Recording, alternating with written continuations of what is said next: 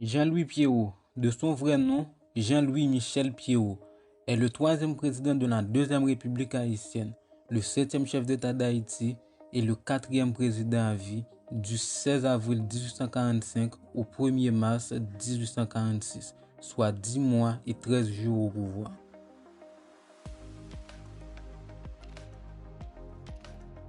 Né le 19 décembre 1761 à Acul du Nord et décède le 18 février 1857 à Cancoque, près de Cap-Haïtien.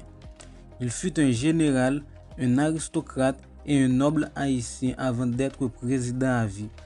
Titré prince sous le règne de son beau-frère le roi Henri, il est pendant la période de la monarchie nordiste 5e dans l'ordre de succession au trône.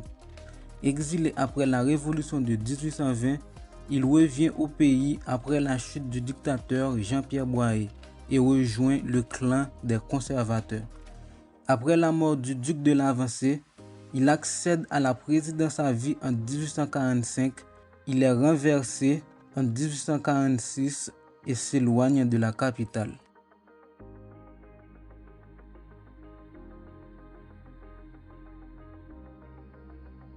Analphabète, il réussit une carrière militaire fabuleuse.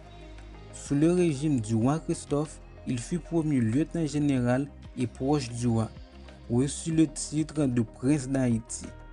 En 1812, il épousa la princesse Louise Geneviève Croix-David, dite Cécile Fatima, sœur cadette de Marie-Louise Croix-David, épouse du roi Henri-Christophe. Après la révolution de 1820 et la chute de la monarchie, il s'exile en Jamaïque avec toute sa famille.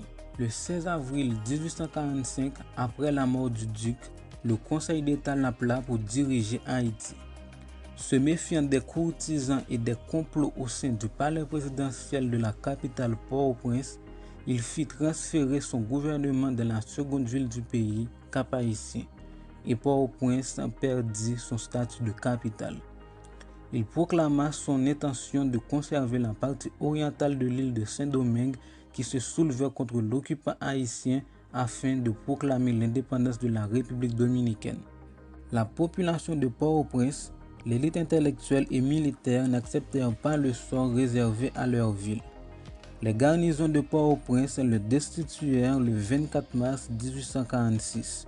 Il se retira alors de l'armée et s'installa dans le nord du pays.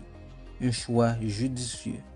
Il meurt le 18 février 1857 à l'âge de 95 ans.